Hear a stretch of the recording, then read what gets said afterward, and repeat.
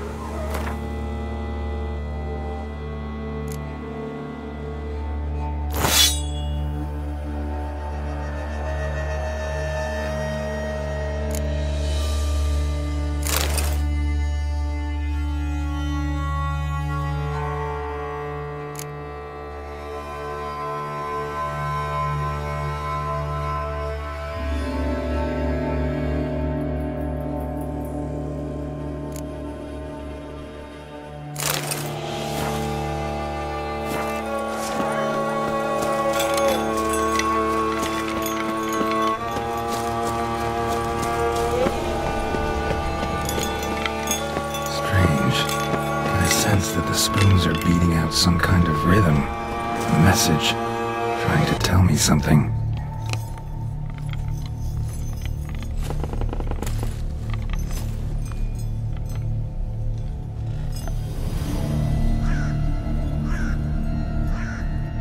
None shall sit and dine with you at your table. No spoon you have shall sate you. Never again shall you wish to spy your reflection in the mirror. Sounds like a curse, all right.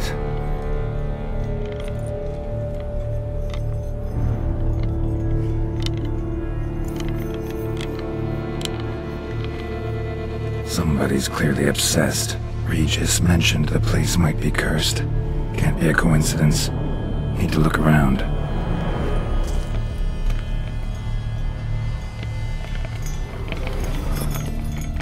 What a pigsty. Need to search it thoroughly. Find a way to collect some white saliva. White's obsessed. Real collector. Thoroughbred. Spoon. Pretty ordinary. Maybe a little old.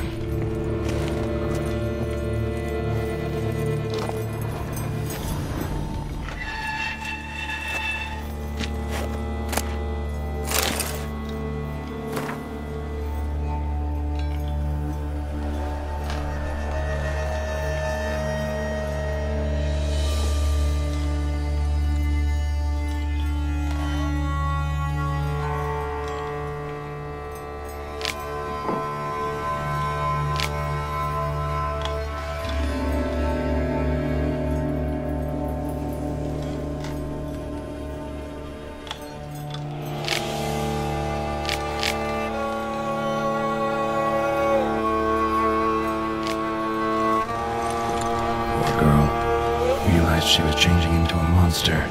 Recorded it in her diary. Poignant. Spoon's incredible. The craftsmanship must have graced a rich man's table.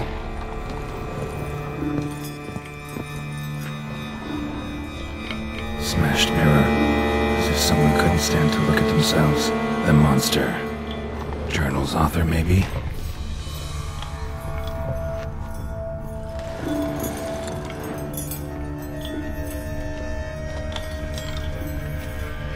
No spoon you have shall sate you. Whatever lives here treated that literally. Still searching for the right spoon. Another spoon. Yep, just as normal as the last one. White's obsessed. Real collector. Thoroughbred. Syrian key. Sophisticated crafting. Tag bears a description.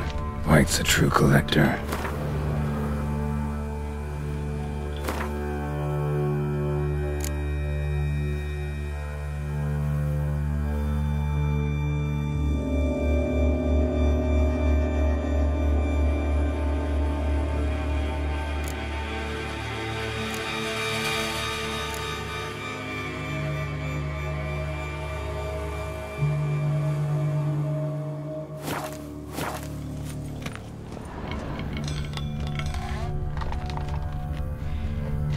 skeletons.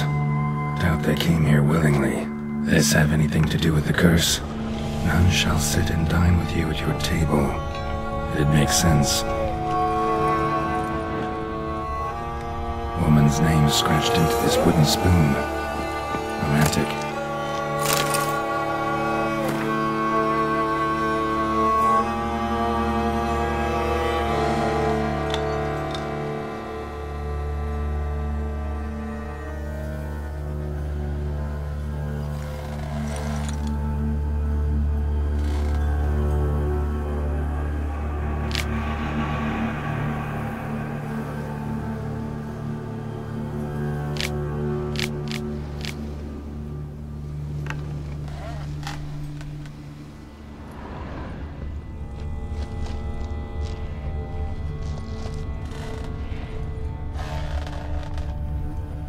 Right arm bit right off.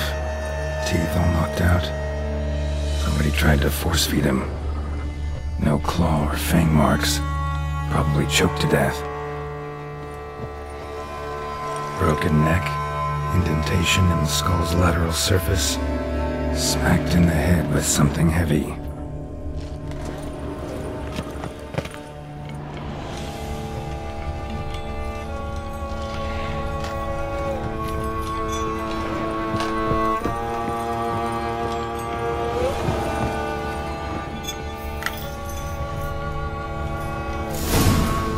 Actually does seem like a White's lair. Bit atypical, but still. Cauldron should be somewhere around here. Spoon, pretty ordinary. Maybe a little old. Cauldron I was looking for. White's not particularly tidy. Table's set. White, who lives here, is getting ready for some sort of feast. Cauldron's empty, unfortunately. We just need some brew. I'm afraid he won't get that. No choice but to hide and wait for the saliva glands and their bearer. Need a spot that'll let me observe the cauldron. Another spring. Yep, just as normal as the last one.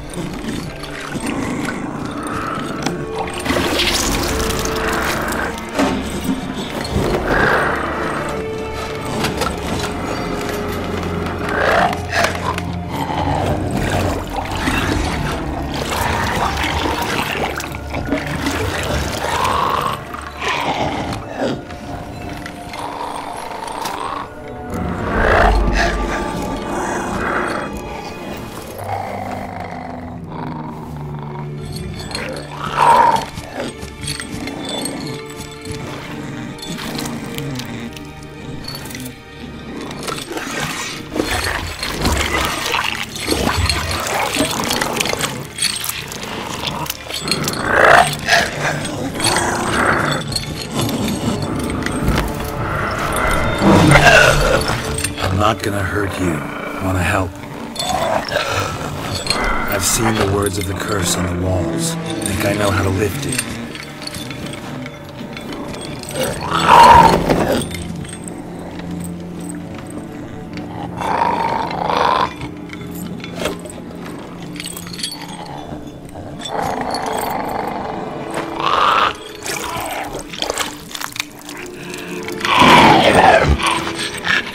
You tried to bring folk here, convince them to sit at the table with you, right? Well, I'm gonna be your guest now. Your willing guest.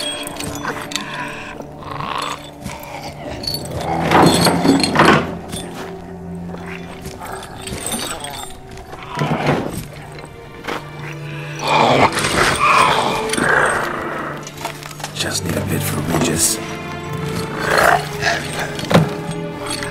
And now we'll tend to you.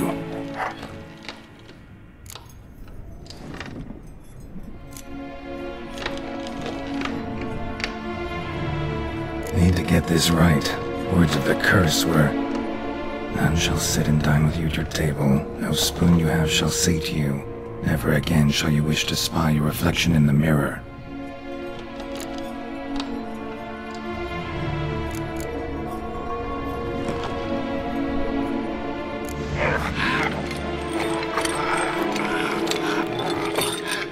We can't use spoons. No, that won't work. You've been looking for a spoon that would feed you, but there's no such spoon. We need to eat without spoons.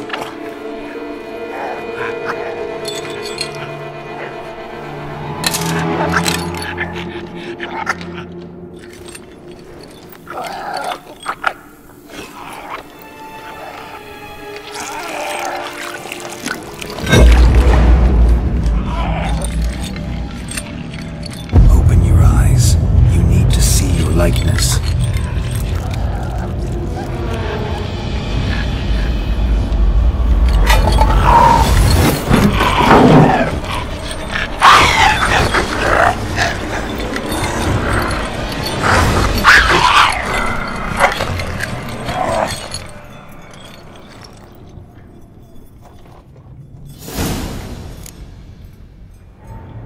Think it worked. Just not quite like I expected. Need to see what happened to the white. Won't be hard to find given its stench.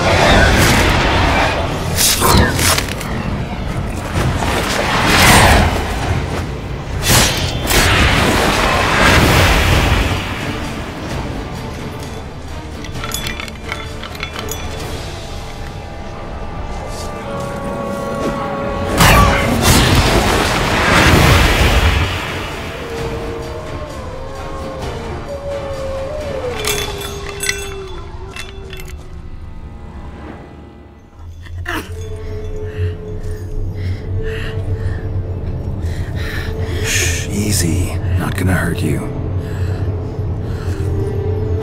Eat. I must eat.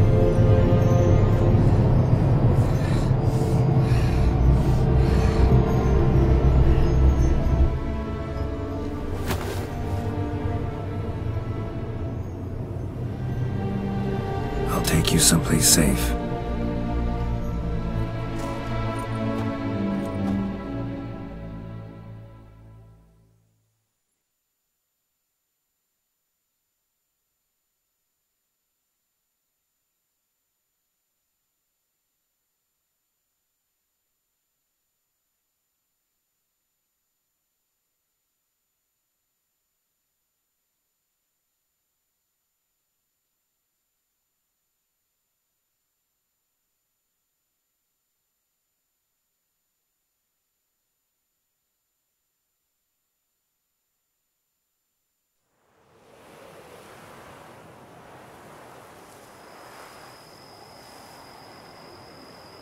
So I took her by the hand and led her here. Seemed the only sensible place for her. You did the right thing, sir. She should recover quickly here. I'm deeply pleased, finally, to make your acquaintance, sir, though I do regret the specific circumstances. In all the commotion, I fear I neglected to introduce myself. I'm Barnabas Basil-Fawlty, and by order of the Duchess, I am to serve as your major domo at Corvo Bianco. Nice to meet you, Barnabas Basil. Love to talk more, but got urgent matters to attend to. While I'm gone, please make sure she gets everything she needs. Don't worry, sir. I shall see to everything. She is safe here and in good hands. She'll soon be back on her feet. Might actually take a while. She hadn't eaten anything in over 100 years when I found her. Horrid. Whatever brought this about?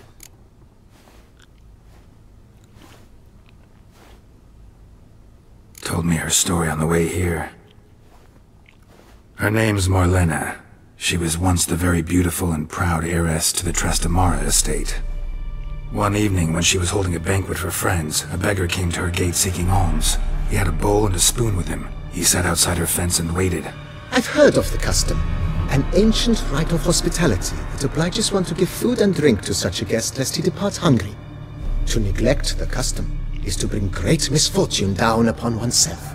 Marlena didn't care a whit for the old customs. She drove the man off, saying she'd rather feed the leftovers from her feast to her dogs than to give the beggar anything. The beggar then broke his spoon, cast a curse. She was beautiful, so he said she'd never wish to look at herself in the mirror again. Since she adored feasts, he swore no one would ever wish to sit and dine with her. And as she even refused him the crumbs from her table, he swore she'd never find a spoon in the world that would sate her hunger. A harsh punishment. I imagine lifting the curse was hardly simple.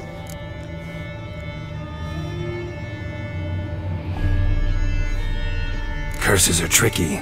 They play on irony. Always gotta figure out what the catch is. Marlena had spent decades looking for a way to lift it. Transformed into a wight, she stole spoons and lured folk into her home, trying each time to get them to dine with her. Didn't work. So what did? Someone had to sit down and share a meal with her, of their own free will. They had to eat without using spoons, and make her look at her reflection. That's it? That was all it required? The simplest solutions are sometimes the last that come to mind. Besides, when you're a wight, it's pretty damn hard to find willing human company for a feast. I imagine so. But, most importantly, it is now over. Please, don't worry. She will be in good hands here.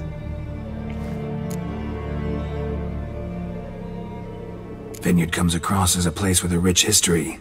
Know who owned it before me? Baron Rossel, who went bankrupt, forcing him to sell the estate to the Duchess. The Baron, in turn, had purchased it from Monsieur Bolius of the Headsman, a truly colorful man of Ketweni origin. He was actually a headsman? No, not him, but his great-great-great-great-grandfather. Indeed. Apparently, he was a common cutpurse who somehow secured for himself the post of ducal headsman in Beauclair. Went about his work with an exceptional penchant. They say he chopped off more heads than there are grapevines in the ducal vineyards. He never hesitated, not once. Never sliced unevenly, never botched a job.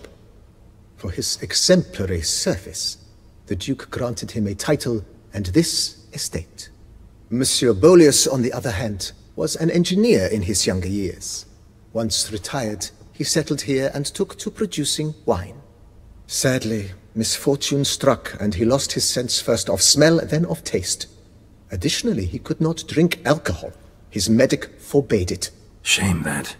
He gave up making wine? Not at all. He made even more of it. Began throwing wild balls to which he'd invite friends from far and wide in order to treat them to his wine and delight in the fact that at least someone could enjoy it. It's the sort of man he was, Monsieur Bolius.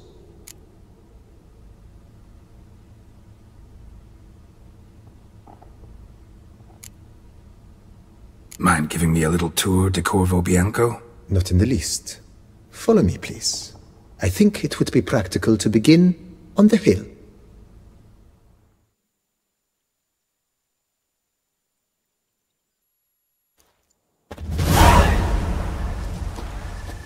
Behold, sir, your estate in all its splendor. Pretty vast. Indeed. And now, sir, allow me to show you a handful of interesting details. Follow me, please.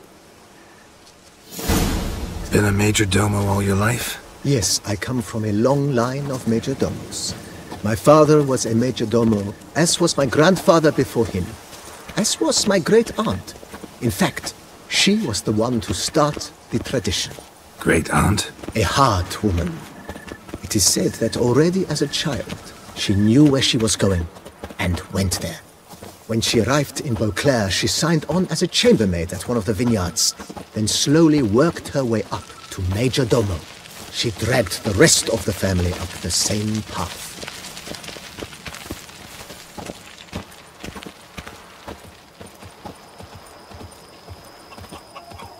The servants' quarters.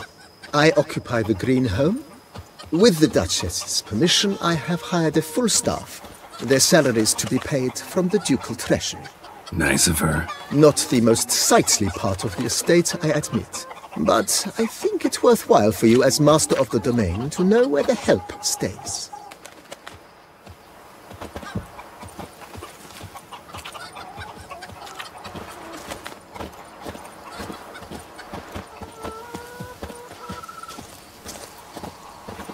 Baron Rossel ordered the vines in this part of the estate uprooted and olive groves planted in their place. They look beautiful, especially come spring. Don't look at all bad now, either.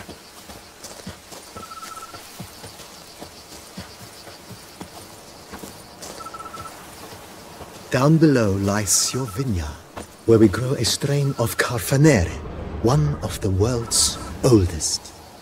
Aged in oak barrels, it provides for an exquisite wine with distinct blackberry, wild cherry, plum, and cinnamon notes. Marvelous. Have to try it one of these days.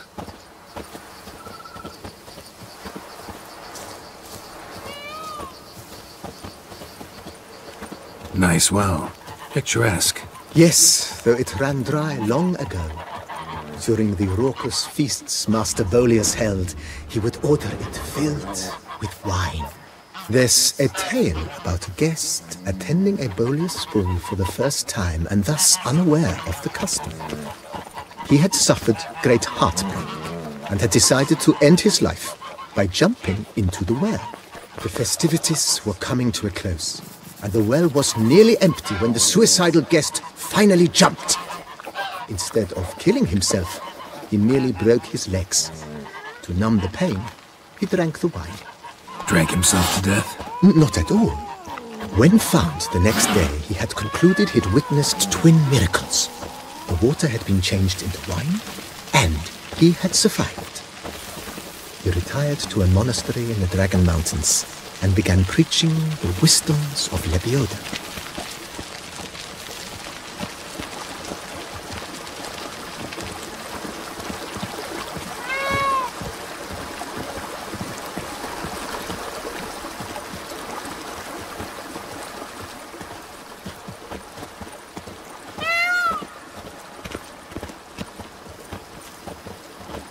Monsieur Boleus's wife Nina kept a garden here. A supremely lovely place it was. Bit neglected now. I agree. Yet nothing stands in the way of restoring it to its former glory, and once again planting it with herbs and other vegetation.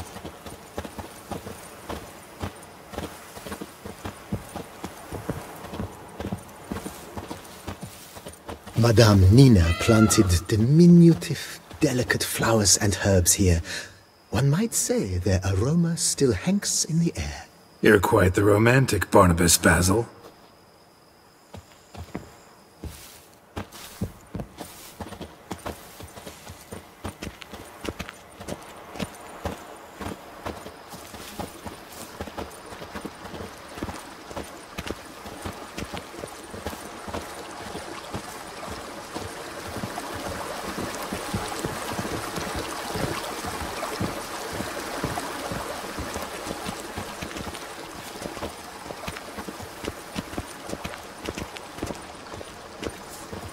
This served as an additional wine cellar in years of plentiful harvests.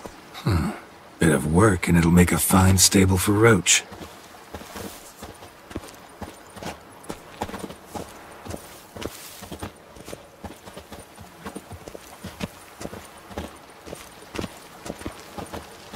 The cellars, voila. During Monsieur Boleus's time, wine was kept here, but Baron Rossel used it to store olive oil as well. I took the liberty of cleaning up the mess, which... I made while fighting the Bruxa. Thanks, Barnabas Basil. Appreciate it.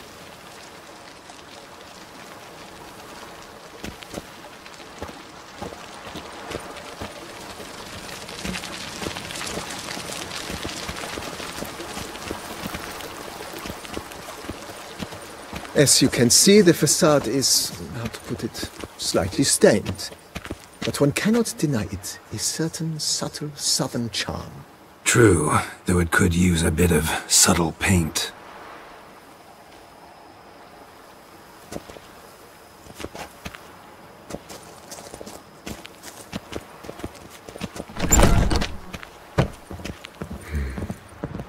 And welcome inside.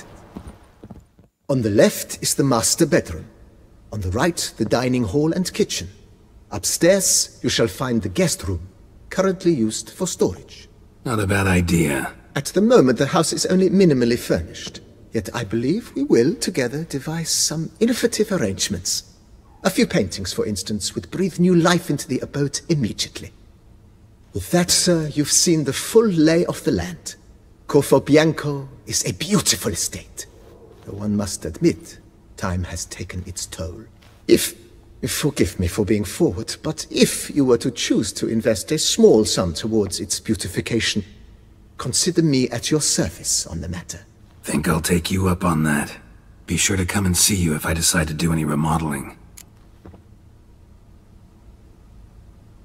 Mentioned the place could stand to be spruced up. Oh, most decidedly, sir. The question is where you would like to begin this rejuvenation.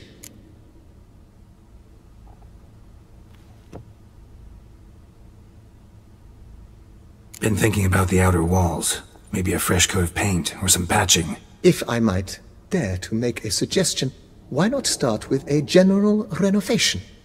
I once oversaw such work at Admiral Rompelli's summer residence. The effects were simply breathtaking. Not only did the residence positively sparkle afterwards, but we also made room to display the Admiral's armor and weapons, of which he was a passionate collector. It's in your hands then. Make the place shine. I shall get to work immediately. Within a day's passing, I shall have sent for the crew which rebuffed the Admiral's residence. They are the finest specialists around. Highly skilled at what they do, it shall not take them too long, I wager. 2 days after they begin, your eyes will behold your residence in its refurbished, rejuvenated, beautified state. Is there anything else you require, sir?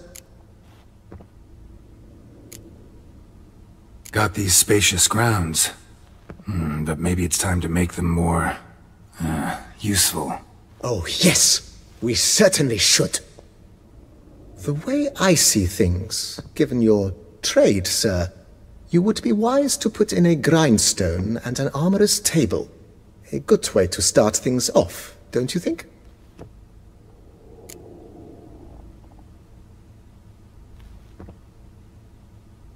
My armor needs work from time to time. You know, oil this, reinforce that. Could use a decent work table where I could do all that. Admiral Rompelli once hired a specialist who made the finest armorer's tables this side of the Yaruga. I will contact him at once. Good. Order me up a table like that. Immediately, sir. I expect it will take at most 1 day to arrive. Will you be needing anything else, sir? In my trade, my blades get dull pretty quick. Could use a grindstone, professional grade. Of course. No one would consider that an unnecessary extravagance, I would wager. Then send out for one, please. A high-quality stone to be set up in the yard. Of course. I shall send a runner to town at once. I believe you shall be grinding to your heart's content by tomorrow. Will you be needing anything else, sir?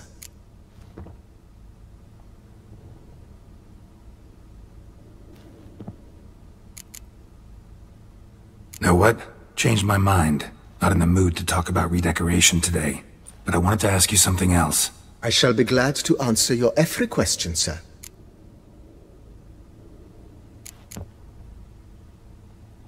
Thanks. Gotta get back to my business now. See you soon.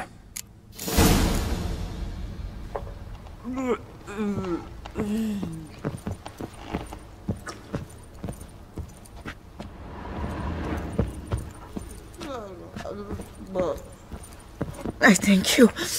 So tasty. Oh, so good.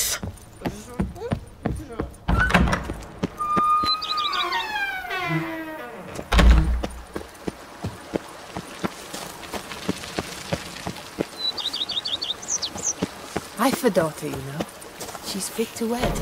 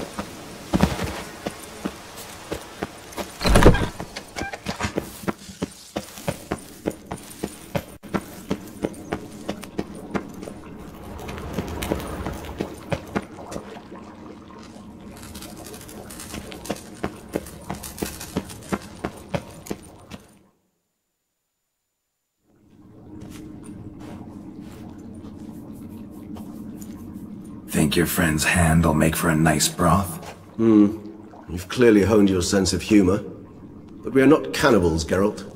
I took a fragment of tissue from the hand. It will suffice to prepare some resonance.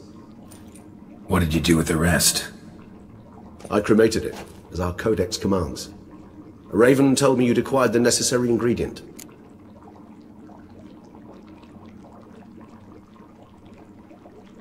Send your spies after me?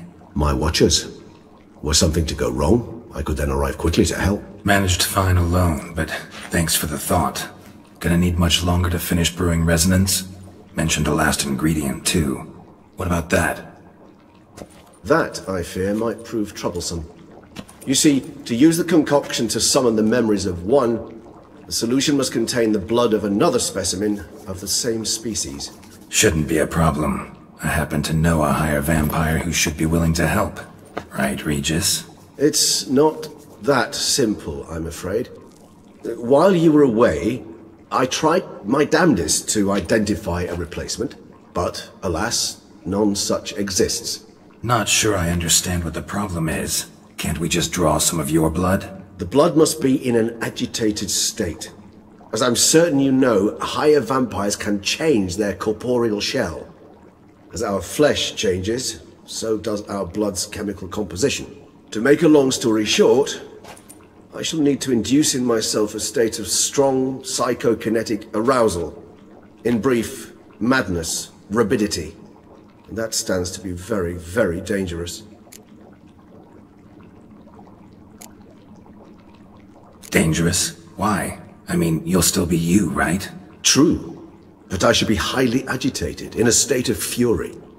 You know better than I that fury cannot be controlled. If you've ever seen an enraged vampire, you know very well that all who find themselves nearby will be in grave danger. How will we handle that? I'd rather not have you lunge at me, claws extended.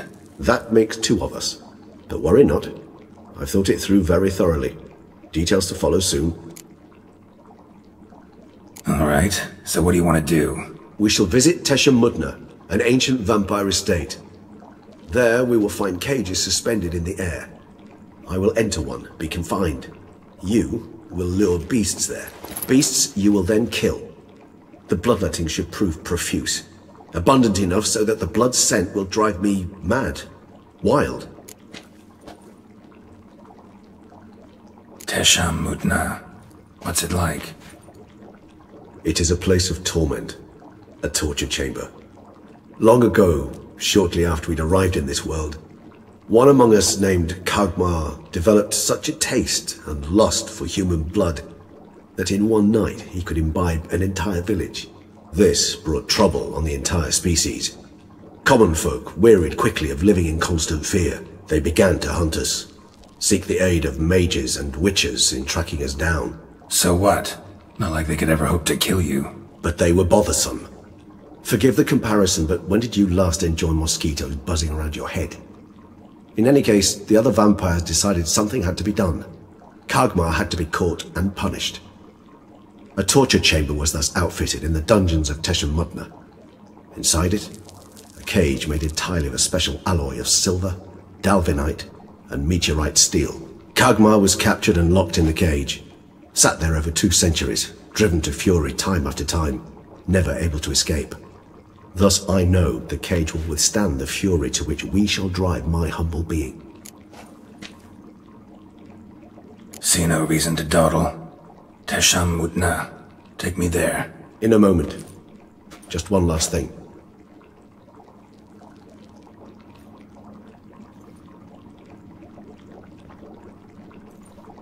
What was that? Blood. Oh, the last favor the Raven did me. I've also taken some Sancurium, a solution that sharpens one's sense of smell.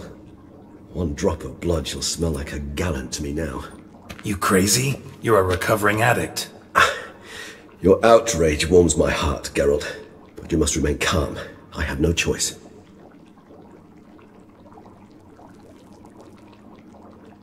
As things stand, the die is cast. High time we set off for Teshem Mutna. My head's spinning already, and you're starting to smell quite tasty. And you're starting to scare me.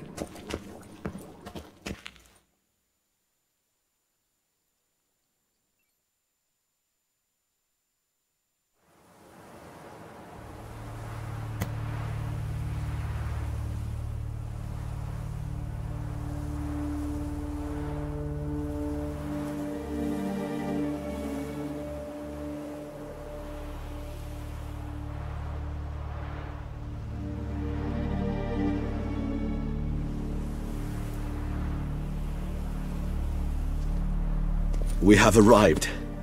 The sacrificial chamber of torture and torment lies underground.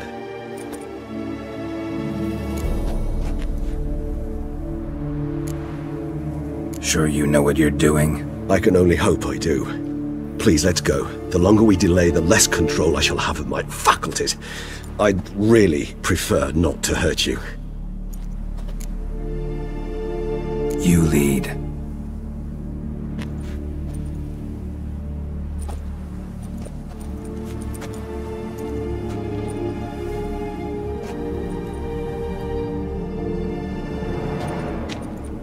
Scurvers must be getting close to their feeding ground. Correct. I told you there'd be danger.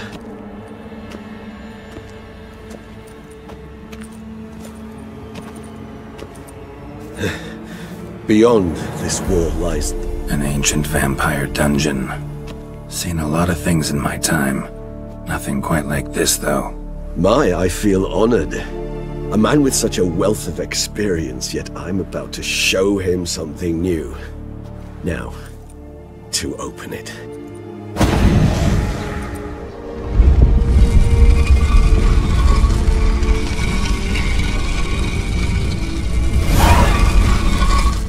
How the hell? It's an ancient form of protection against unwanted guests. The mechanism which releases the latch reacts only to a higher vampire's blood. Tricky mechanisms, a vampire hideout. Fortified, secured. Must have been important to your species once, Toussaint. It shall always be so. During the conjunction, the gate from our world into this one opened upon this land and no other. This was the first place we saw. Human husbandry and care? This for real? The author observed humans, their behavior, over the many years he spent reading them. Morally suspect that it may be, it's a thorough survey of the topic.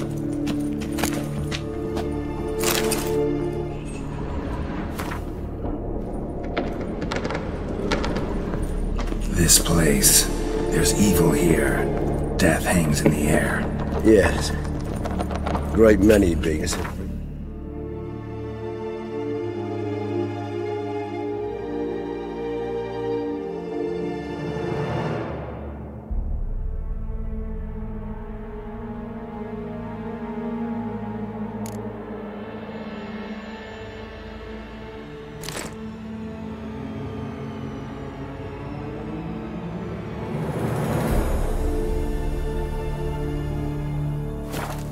last here.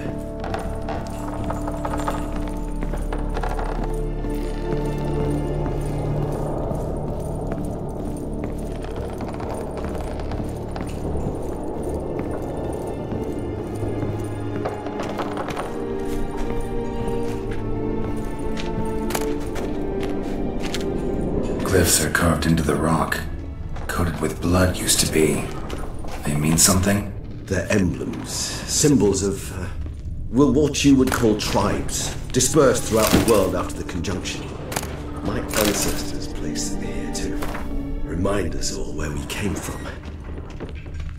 Seems your kind assembled a peculiar little library. Indeed, though I personally did not lay a hand to it. Cells? Before. Disgraceful. Excruciatingly so, this particular page of my history. I'd rather not summon the demons of the past if it's all right with you.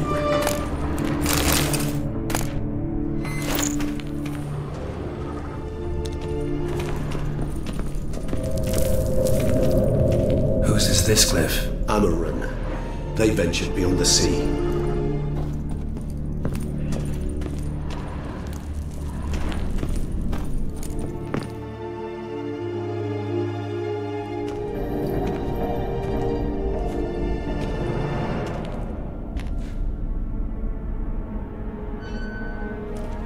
Charming place. But what are all those cages for? Mentioned one vampire being kept here. Yes, well, you see, humanitarians is something my ancestors were not. They concluded Kagmar would best be punished if he were tormented with the scent of blood he could not taste. Thus, they also kept humans here. Humans whose blood they slowly let. Kagmar ranted and raged in pain as those humans slowly bled to death. They treated them like livestock. Live bait. I'd like to be able to turn back time, deny it, but alas, I can do neither. Feel shame for my brethren. That is all I can do. Don't take it so hard. Nothing you could have done about it. Let's get to work. Well, that was awkward. Fine. I prepared the bait. Please be so kind and place it. Ideally at the tunnel entrances. The scent will spread most effectively then. Place the bait at the tunnel entrances. Monsters will catch its scent more quickly. When I think how these tunnels got here, send shivers.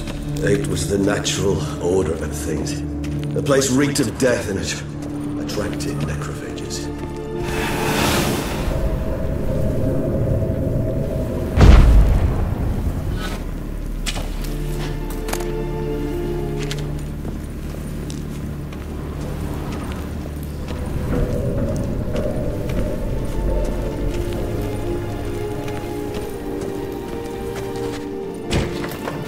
Three done. One left. Think this'll work? I certainly hope so. The meat stench is so thick, I'd wager it carries clear to Novigrad.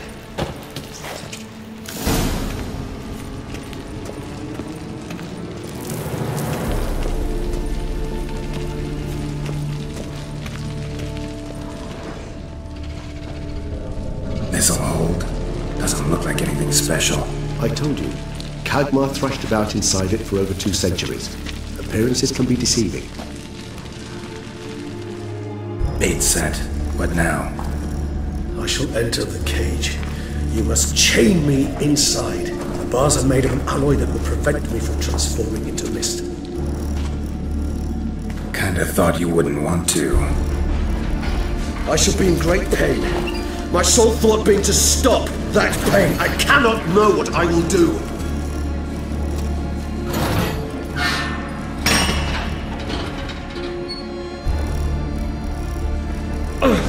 We must hurry. The beasts have caught the scent and also my head. I started spinning. That the blood? Someone who's never experienced a vampire's bloodlust does not know the true meaning of thirst.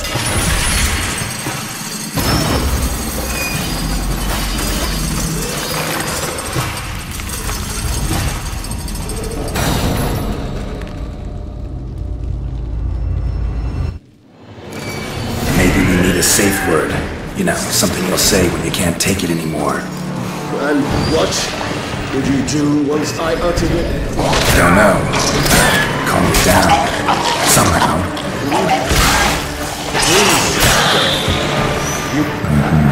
I just smell.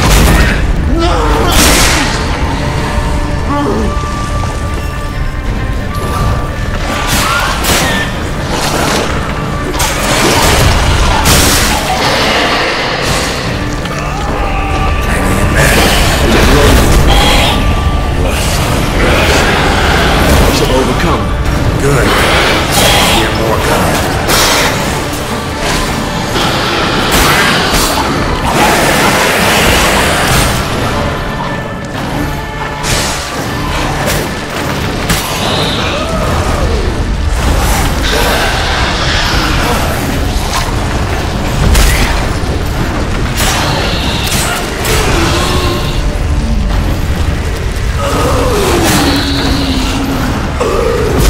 Hold on, I'll let you out.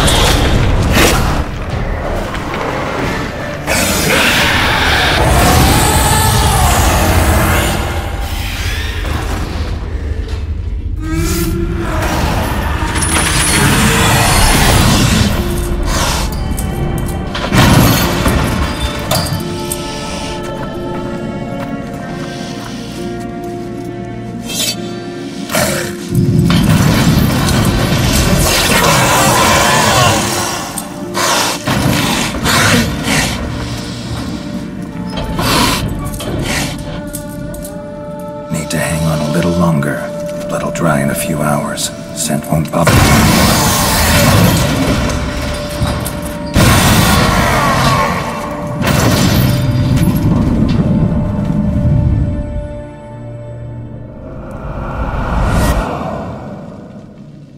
Get you out of here. The concoction.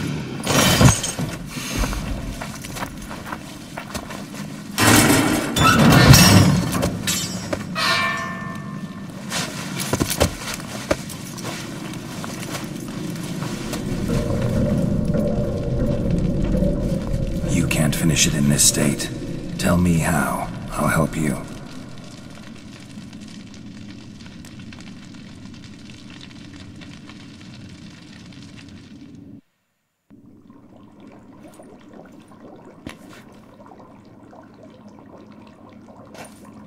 Any better?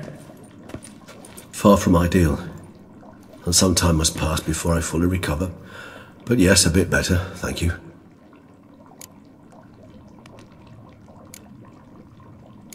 Never expected it to be like that. You didn't tell me. We need not discuss it. But we do. 'Cause if I'd known you were going to subject yourself to torture... What would you have done? Found Dettlaff some other way. I did not wish you to use any other way. Did that occur to you? No, 'cause I thought no being would ever willingly subject itself to that kind of pain.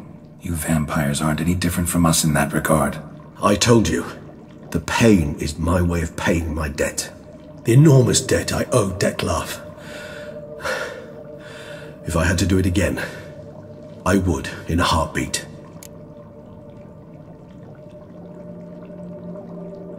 Resonance. It's ready. Are you certain you followed the formula?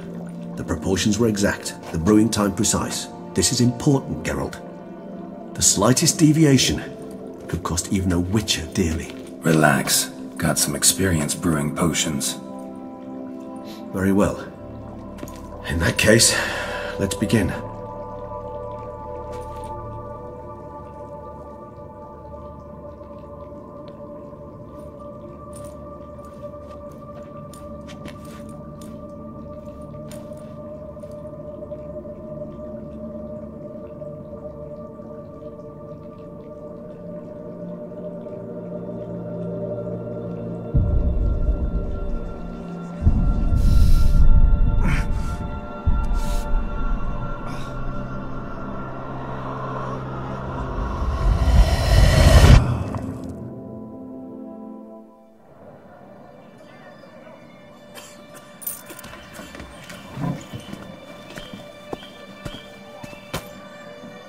Excuse me. I shall only take a moment. You jumped the queue, sir. But Count, sir, you must understand. I've a meeting. The Count... Sir, you were next. Please, take a seat. This gentleman was here first. Step down or you shall regret it. Ah, fails to realize he was your friend, Count.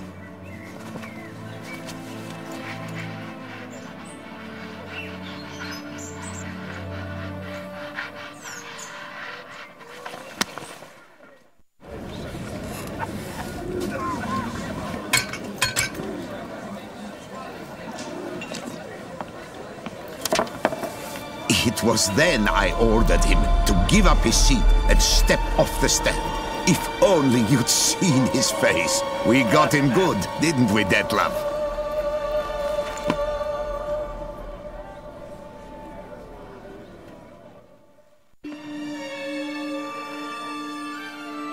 And then Mother insisted we buy the mill.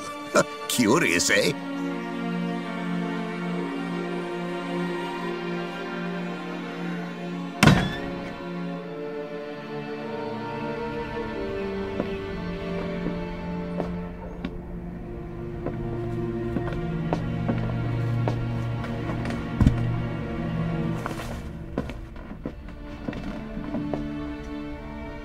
But at least I've a yarn to spin for friends and associates. Forgive me. What?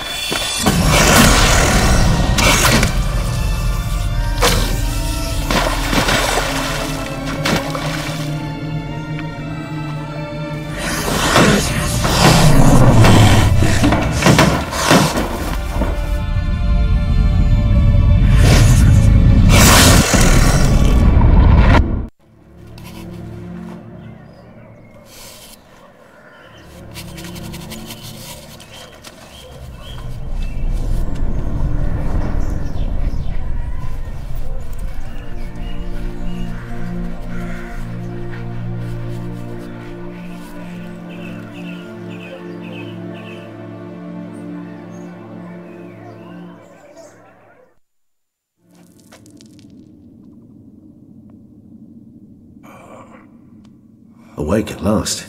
You ride like a squirrel caught in a snare.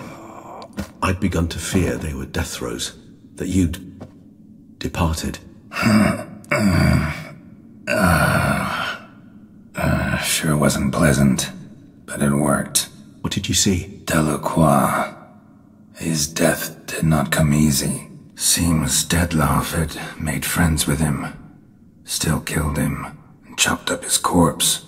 And he was overcome with fury, remorse, cut off the hand that had committed the murder. Interesting. And entirely unlike the Detlef I know. See anything else?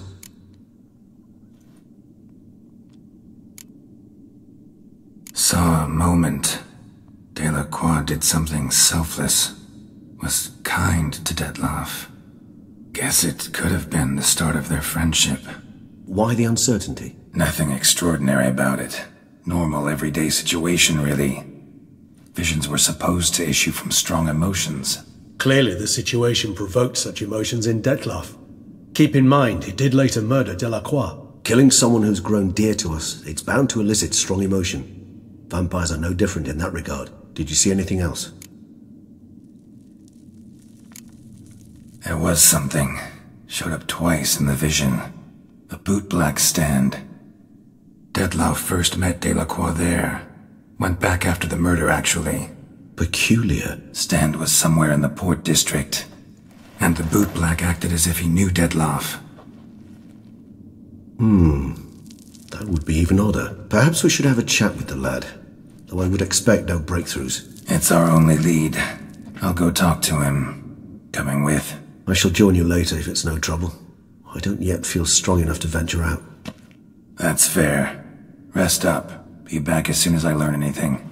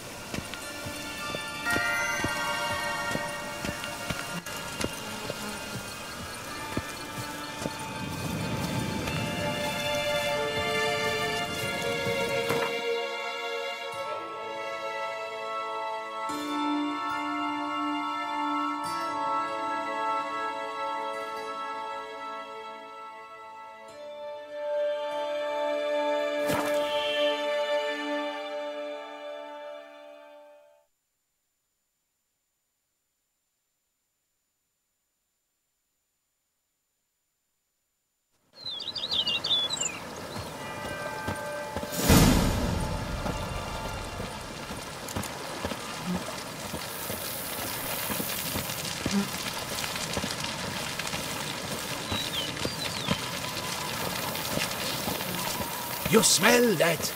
Those are the vapors of Tucson.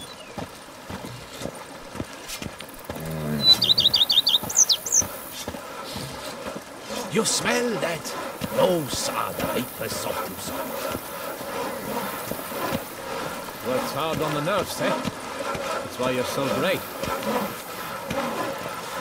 Fetch this empty dead. Sit up here. Watch it all.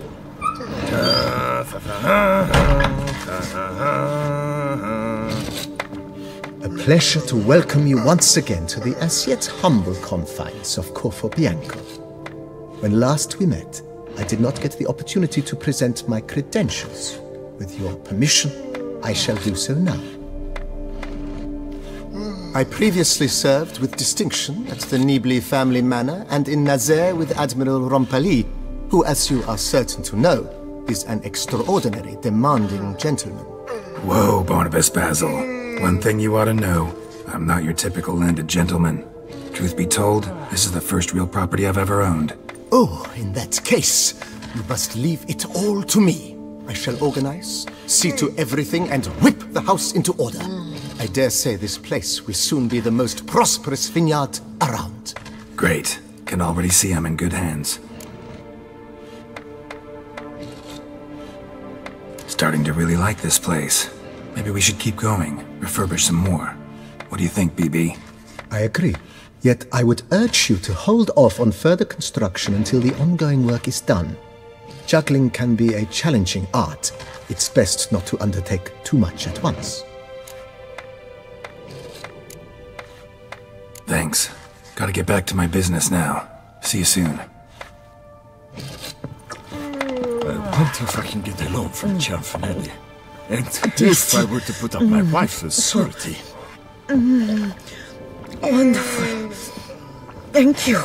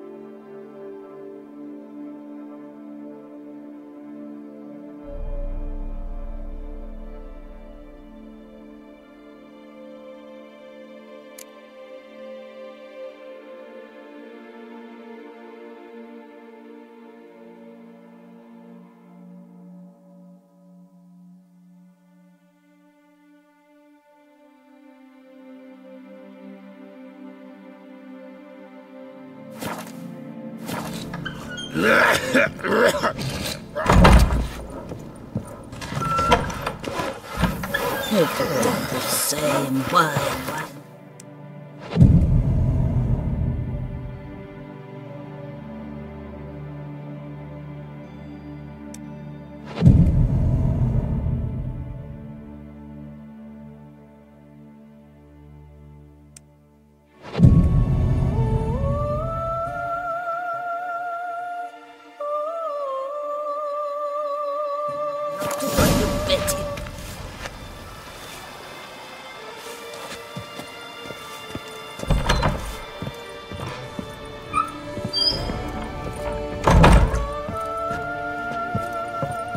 Renovations coming along all right, Barnabas Basil?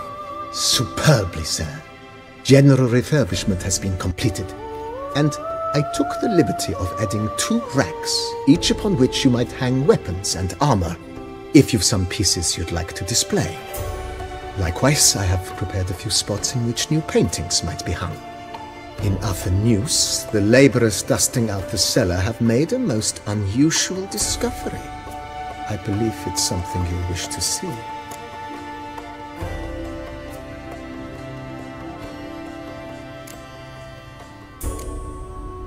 If you say I should see it, I'll go see it right now, BB.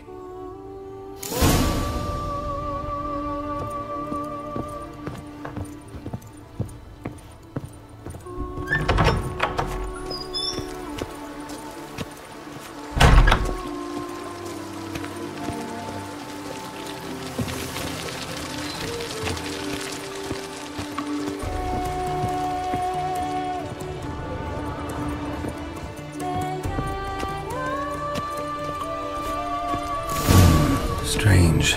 Something behind this wall, I think.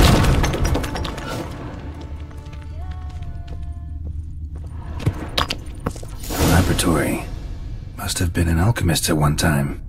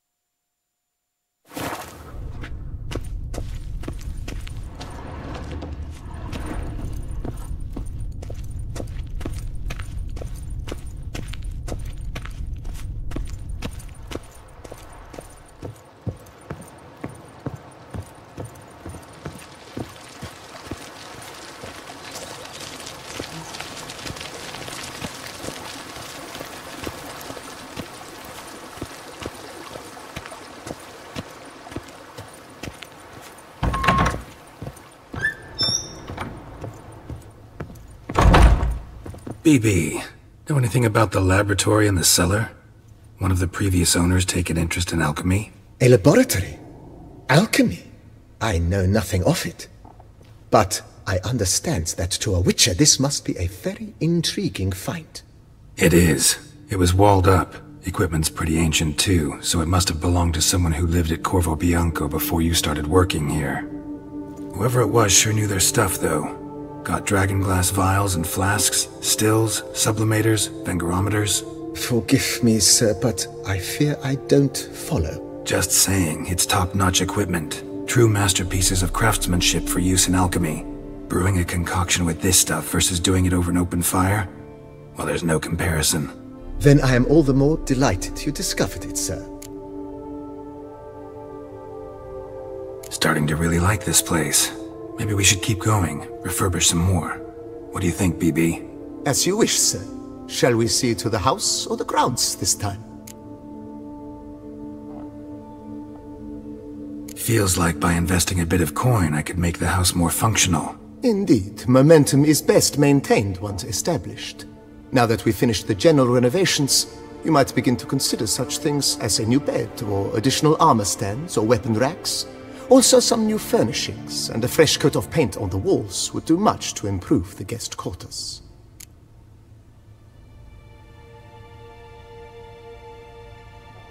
Thinking about buying a comfortable bed. Always wanted one. Excellent idea. In your profession, rest is supremely important. But say the word, and I shall order you a bed from the carpenters who craft comfort for the court.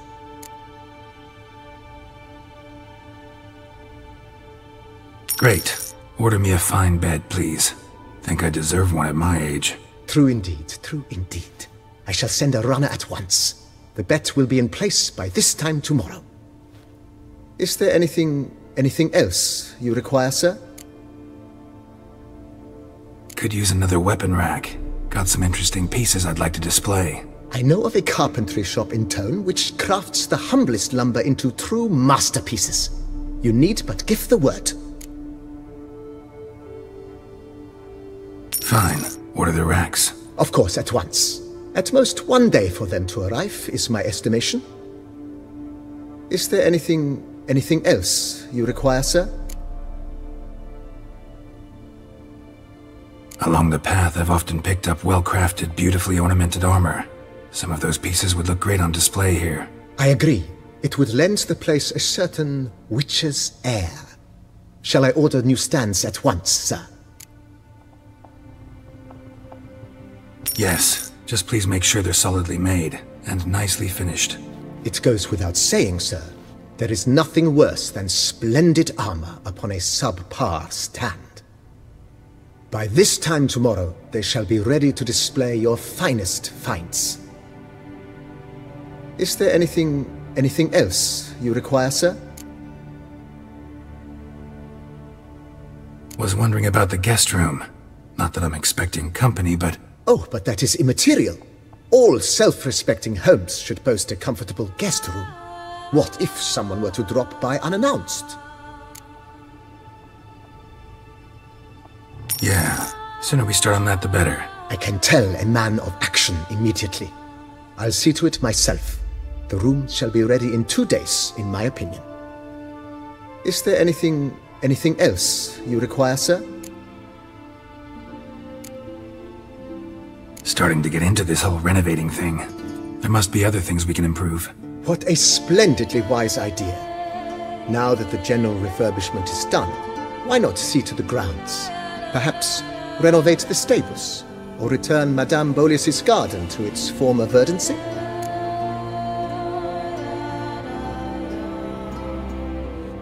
You know, Roach, my horse? Well, we've been through a lot together.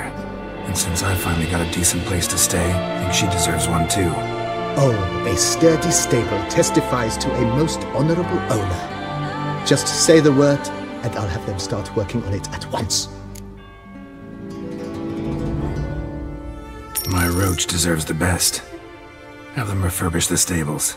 I shall get to work at once. Yet finding workmen and completing construction takes time, though likely no more than 2 days. Will you be needing anything else, sir? So, sometimes I have to brew a potion, but I can't find the herbs I need growing anywhere nearby. Well, you're in luck, sir. The flower garden, once kept by Madame Nina, Monsieur Boleus's wife, seems the ideal place to cultivate herbs. In fact, it's roomy enough to plant shrubbery. Good idea, Barnabas Basil. Herbs there will save me hours of painstaking searching and harvesting. The idea is yours, sir. I am but the humble executor of your will. I believe we shall have sown the first seeds in 2 days' time. Will you be needing anything else, sir?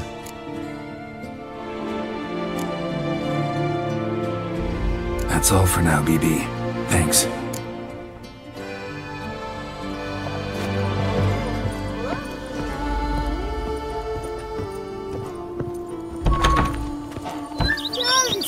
Silly.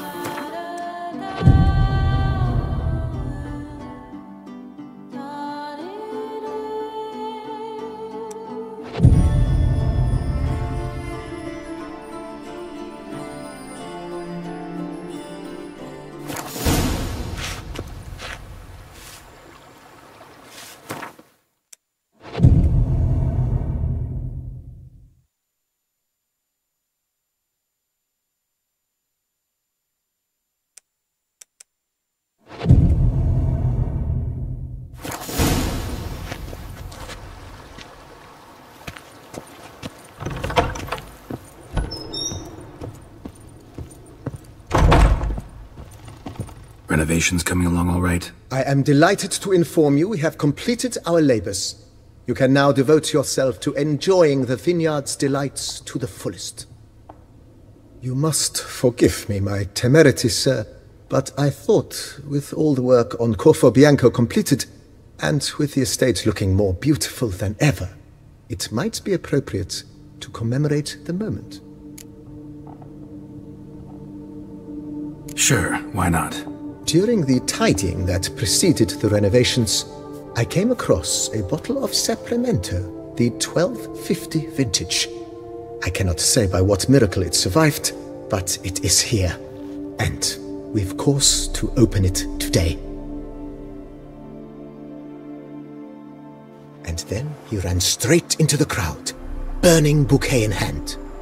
All thought it a part of the performance, so they only laughed, even when the decor began to catch fire.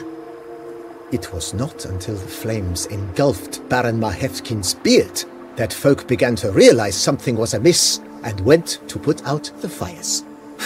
Sounds like Monsieur Boleus and Madame Nina threw some first-rate balls here. It was so. In this regard, Baron Rossel was decidedly more reserved. So tell me, Barnabas Basil, what's the wine situation like here? Am I gonna produce any this year? This year is out, I fear, sir. Last autumn, a fungus destroyed all the vines. Baron Rossel had new ones planted, but it will be some time before they start bearing fruit. Assuming that is, the fungus does not reappear. That'd be bad. This Cyperamento got me dreaming. It's amazing. Isn't it, though? Allow me to top you off, sir. There. Thanks.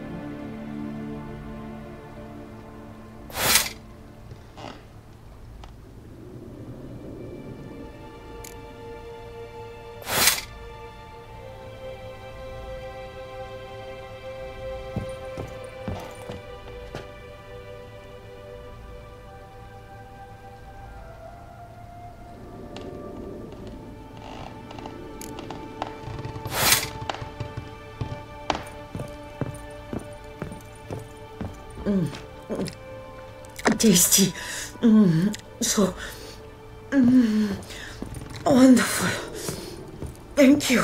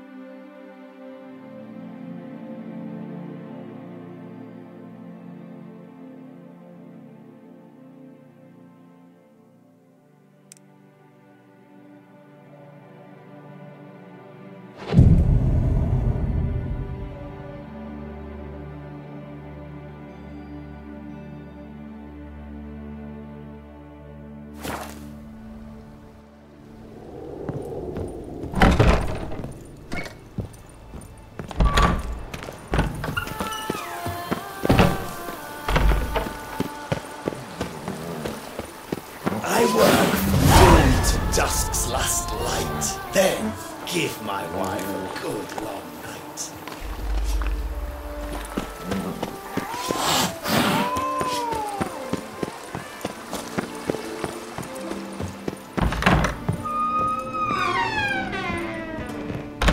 I do not know how I will ever repay you, Witcher. Don't expect to be paid. Hope you're feeling better, that's all. Oh, yes, I feel my strength returning thanks chiefly to Barnabas Basil's care. Horrible ordeal you endured. Glad I got it short. Yes, years of suffering. Do you know what was worse than the hunger? Watching my loved ones, my children grow old and die. All my family's long gone now. The last of my kin perished decades past. I fear I've nowhere to go.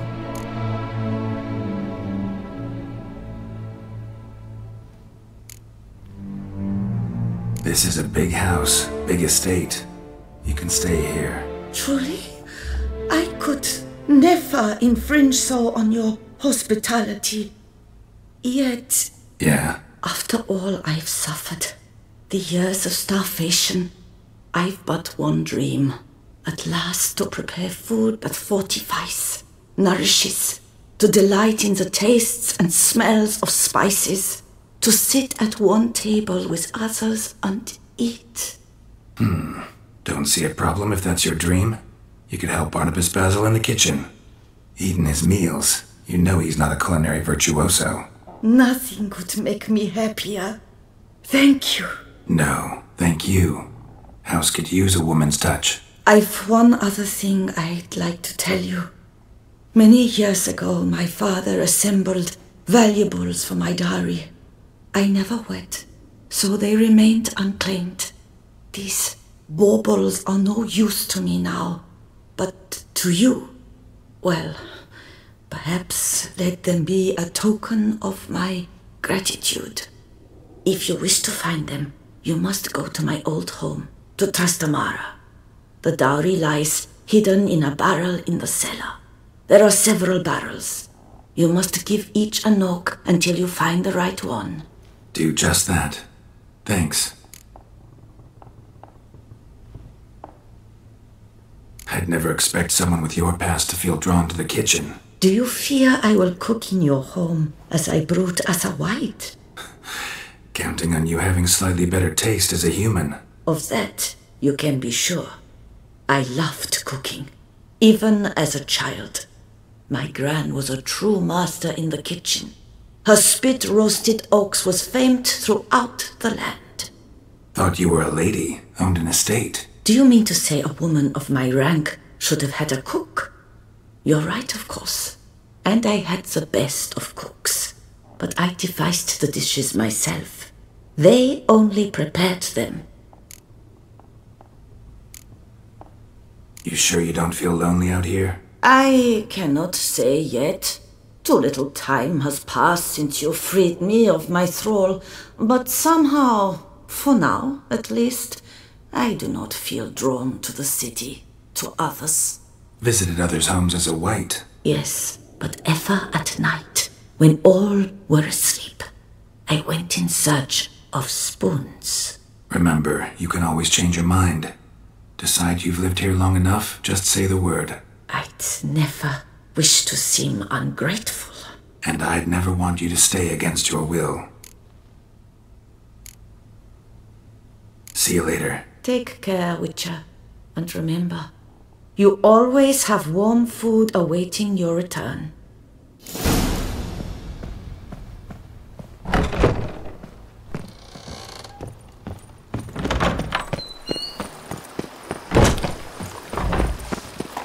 The Dutch is small, but do you know any who's not heard of our wines?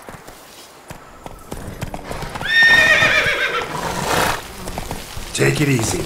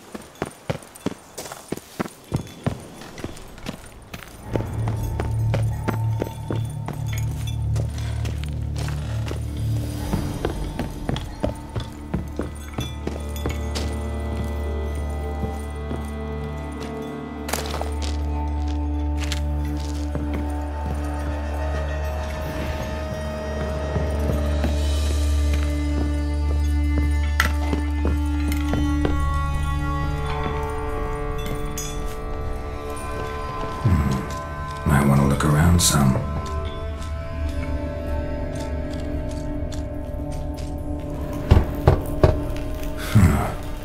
Strange.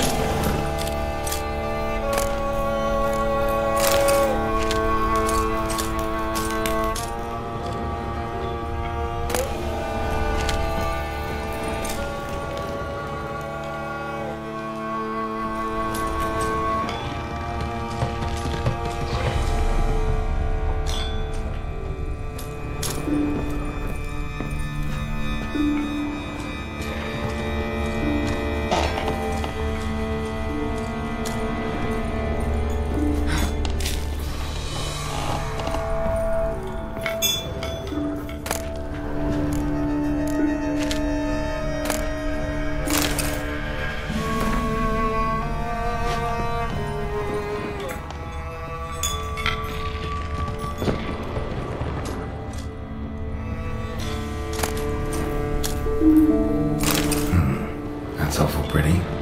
It'll look great in the house.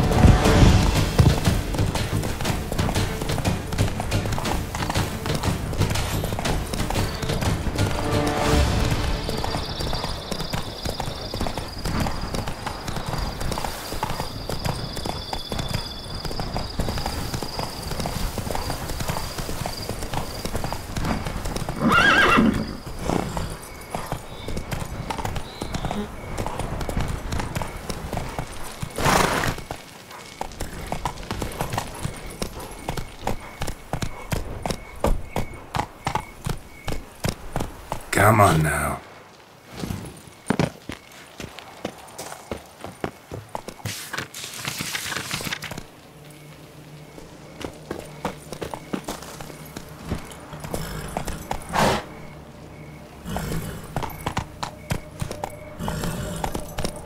Come on, Roach.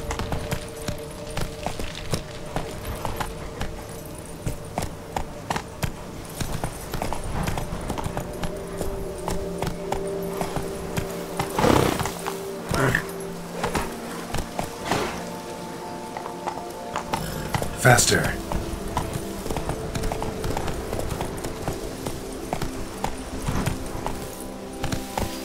Let's go!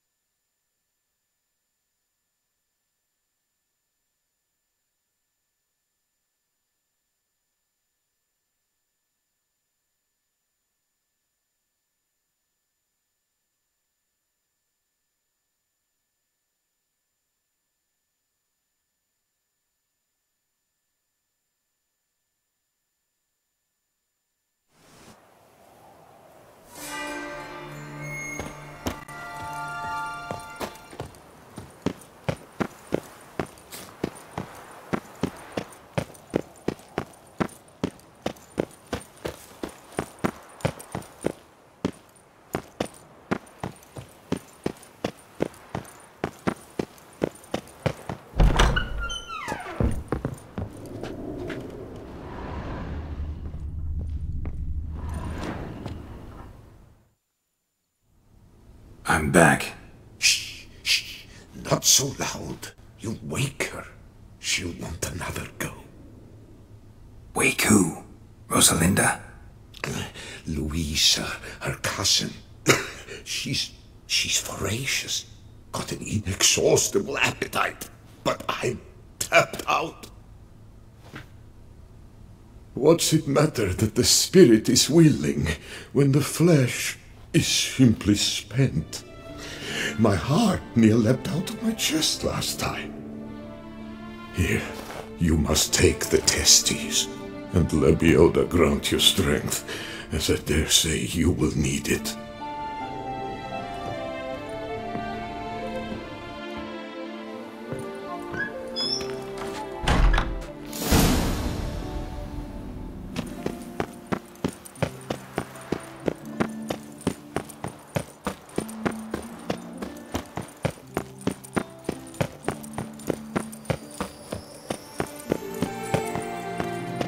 Nice tune.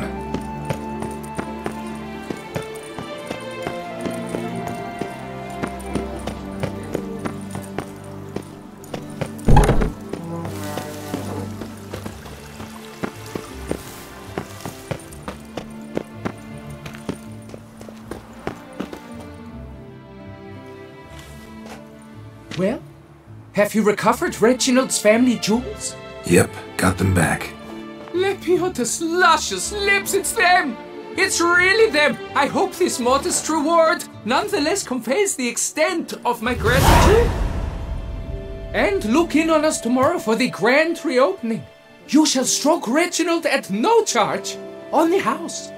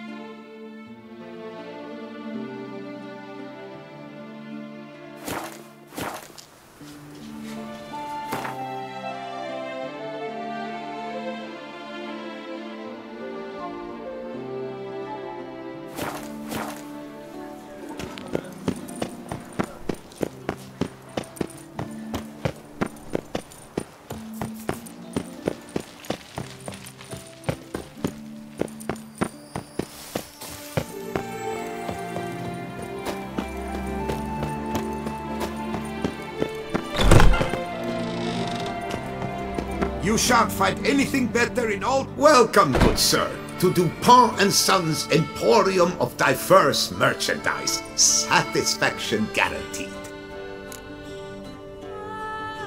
Show me what you got back there.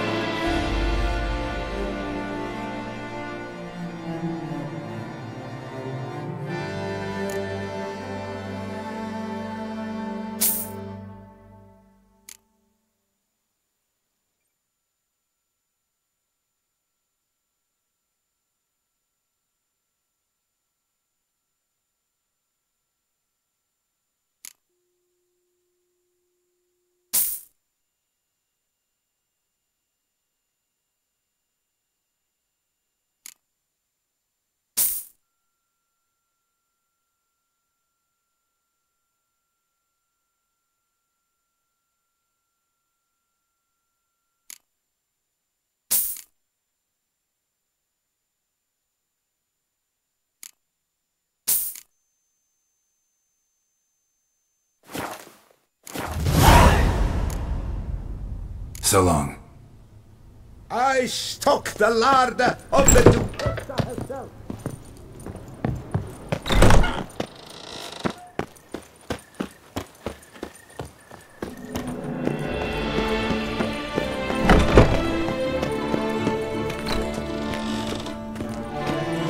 Greetings. A witcher from the School of the Wolf, here in Tucson. Greetings. I'm Lazar Lafargue. Geralt of Rivia. Seem pretty enthused. Got a job for me? Rather. Mind you, it's no monster hunt, but I'm sure you'll be interested all the same. I'm an armorer, see, and I've for years sought diagrams for witcher armor of exceptional quality, Grandmaster level. Heard of them. Never seen any, though. Thought they were lost. Not quite. For I've been lucky enough to learn that their holders came to Tucson. Alas, they then perished, but I know where. I just need a partner to help me retrieve them. If you know where to look, why not get them yourself? No offense, but do I look like a rough-hewn adventurer? Besides, who would serve my clients while I roamed about seeking them? No, I'd rather leave it to someone familiar with such matters. Bring me the diagrams, and from them I'll forge for you whatever you fancy. All these diagrams somehow wound up in Toussaint? How is that even possible? Toussaint was once home to Tiensail, a legendary and now deceased elfin master armorer. Witches from all corners of the world came to him to forge their plate, their mail. Heard about him. Supposed to have been the best. And thus he charged the king's ransom for his work. Witches would take difficult, dangerous work to earn the coin to pay him. Some, alas, met with misfortune, and the diagrams they carried were left to rot with their earthly remains. Got it. Find them, find the diagrams. But how can I know where to look for their remains? As it happens, I learned my trade at Genside's side. So I heard the stories of the missing witches firsthand. What he told me, well, that is what discouraged me from seeking the diagrams out myself. We must strike a deal. I shall tell you all I know. In return, once you've found the diagrams, you will let me draft a copy.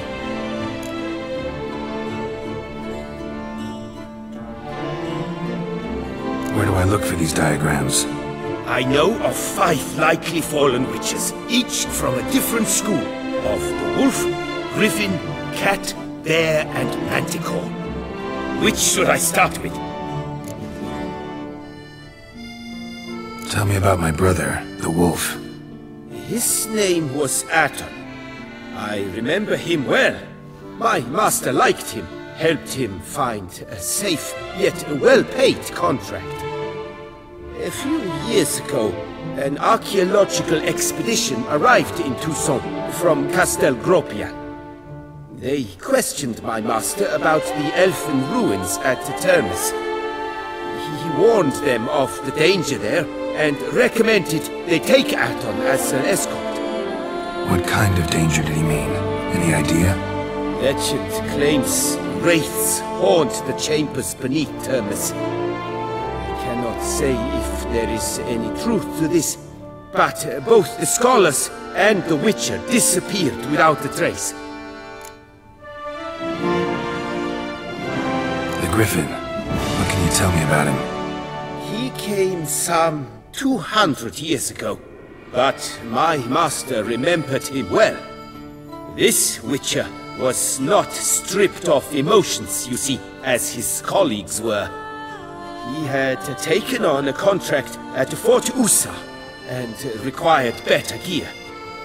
He showed my master his diagrams, paid a deposit, and was never seen again. Apparently he rode off one night from the fort, never to return. Any idea where he went? No. It said he left in a rush, so he may have left something behind. Only ruins remain of Fort Usar, but you may wish to search them. Let's talk about the cat. A year ago, Bartolome Delaunay, the ducal armorer, asked me to confirm the authenticity of a Witcher diagram he had received by messenger. You see, at the time he was working on new armor for the ducal guard. A Witcher from the School of the Cat offered to sell him diagrams for a full set of gear. The diagrams would have been helpful indeed. The diagram you saw, was it really a Witcher diagram? Beyond any doubt. It's a shame Delaunay didn't let me draft a copy.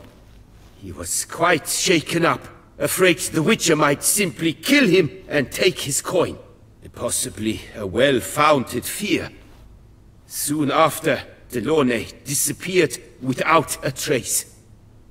I would have searched his former home for clues, but it has fallen into disrepair, and it is simply too dangerous there.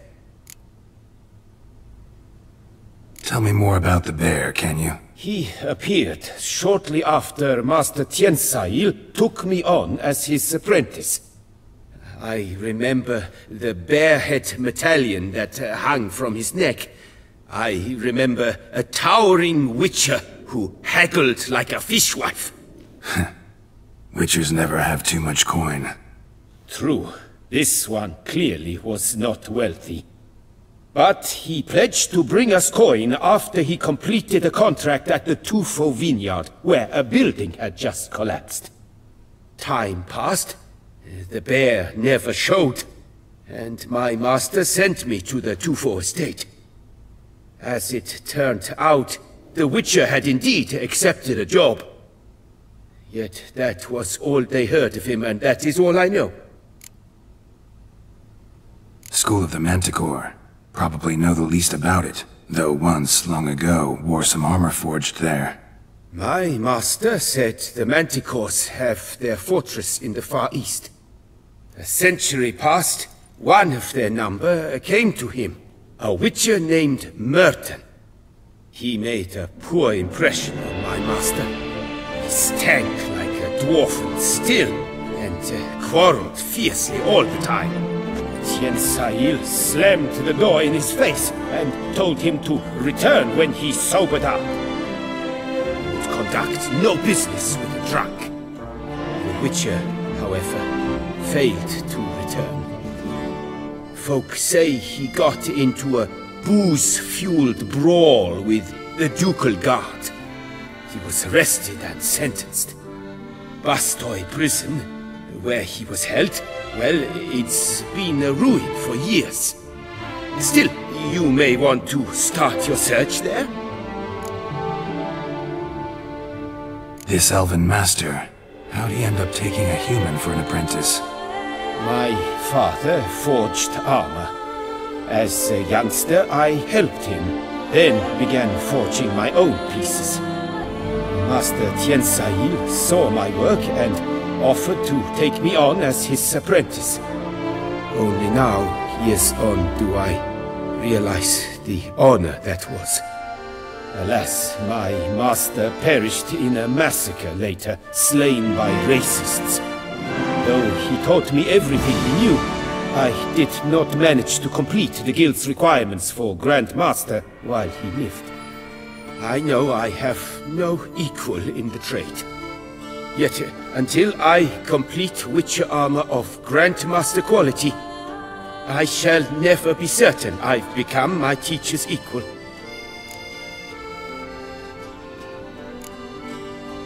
What do you have on offer?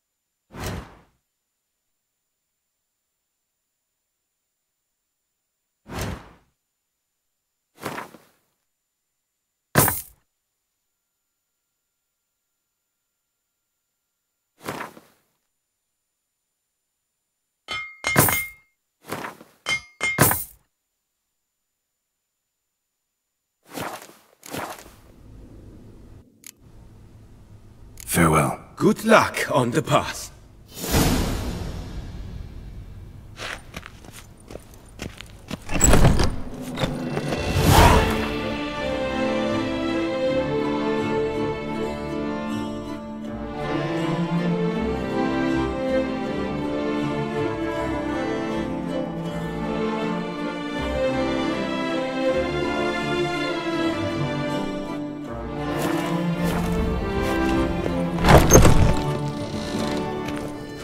Greetings.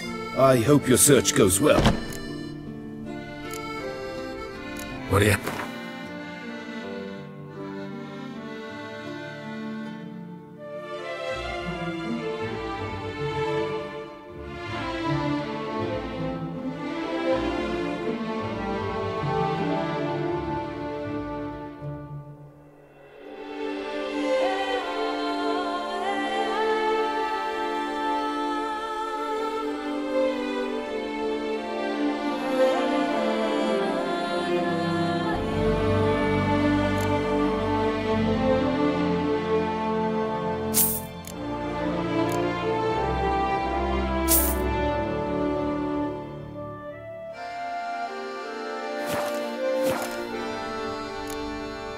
Farewell.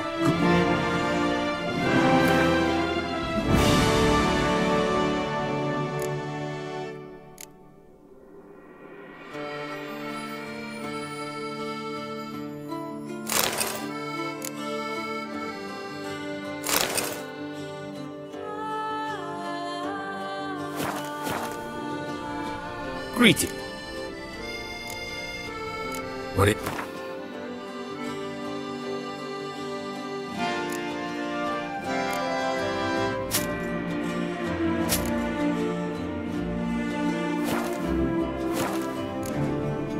Farewell. Good luck on the path.